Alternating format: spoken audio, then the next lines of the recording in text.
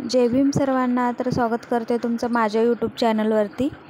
तर आज सकाळी साहेबाला लावलं कामाला म्हणजे काय हो, आईच्या बागेमध्ये आळूचे पानं आले होते, जसं काय केळीचे पानं आहेत असे झाली त्याची साईज। लवकर करणंच नाही झालं, जाऊ द्या म्हणलं आता तरी करू, कारण खूप वाढत आहेत ते, निब्बर होत आहेत। तर मग म्हणलं साहेबाला सकाळी द्या तोडून, कारण तिथं मला जायला खूप भीती वाटते, त्यासाठी ना मग मी काय जात नाही, तिथं खूप अडचण आहे। तर मग हे असे आळूचे पानं काढून घेतले आणि बकेटीमध्ये धुवून घेतलं छान। आणि बकेटीमध्ये धुवून घेतल्यानंतर म्हणलं चला आळूचे पानं बनवू, मस्त बेसनचं बॅटर वगैरे बनवून घेतलं होतं। आणि मग आळूचे पानं मस्त त्याच्या नसा वगैरे, ते काय शिरा म्हणतात, सॉरी नसा म्हणला, शिरा होत्या त्या नरम करून घेतल्या, म्हणजे बेलण्याने लाटून घेतल्या। आणि ह्या ज्या निब्बर शिरा होत्या ना, त्या काढून घेतल्या चाकूनं कट करून। एक प्रकारचा वारच केला मी त्या आळूच्या पानावरती। आणि मग नंतर ना आळूच्या पानाला असं बेसन लावून घेतलं। आता त्या बेसनच्या पिठामध्ये मी टाकली होती हिरवी मिरची आणि ओवा, मीठ आणि लसूण याची पेस्ट करून घेतली होती, आणि ते बेसनच्या पिठामध्ये टाकलं होतं बारीक करून। आणि मस्त असं आळूच्या पानाला सगळं थोडं लावून घेतलं।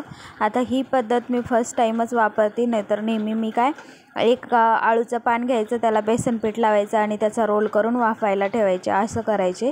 पण आता हे लेअरवाली आळूची वडी बनवत आहे, थोडंसं यूट्यूबला का फेसबुकला कुठंतरी बघितली होती मी ही पद्धत। तर मग त्याच्यामुळं म्हणलं की लेअरवाली करून बघू। मग असं एकावर एक ठेवत होते आणि बेसन पीठ लावत होते, सगळे पानं एकावरती एक ठेवून घेतलं। तर साधारण 2 ते 3 रोल बनवून घेतले मी। आणि चाळणीला अगोदरच तेल लावून घेतलं होतं, म्हणलं नंतर ना भांडे भरतात, त्याच्यामुळं मस्त चाळणीला तेल वगैरे लावून अगोदरच तयारी करून ठेवली होती। आणि मग नंतर नाही असं सगळे एकावरती एक टाकून बनवून घेतले। कसेही वाकडे तिकडे कट झाले होते, जाऊ द्या, पीठ पण संपलं, माझे 2-3 पानं उरले शेवटी। आता त्याचं दुसरं काहीतरी रेसिपी बनवल मी नंतरच्या व्हिडिओमध्ये, 1-2 दिवसांनी पोस्ट करल। तर हे असं व्यवस्थित सगळं चाटून पुसून घेतलं लावून मस्त, आणि ठेवून दिलं वाफायला। इकडं पाणी ठेवलं होतं पातेल्यामध्ये, वाफायला ठेवलं झाकून थोडंसं, एक 5-10 मिनटानंतर 15 मिनटं लागले होते समजा। तोपर्यंत टिफिन वगैरे रेडी केला। आणि मग म्हणलं यांना द्यायचं आहे ना, तर म्हणलं छोटे कट करून फायदा नाही, त्याच्यामुळं म्हणलं मोठाच रोल घेतला हातामध्ये आणि कट करत बसले। आणि मस्त असं तव्यावरती टाकून दिलं।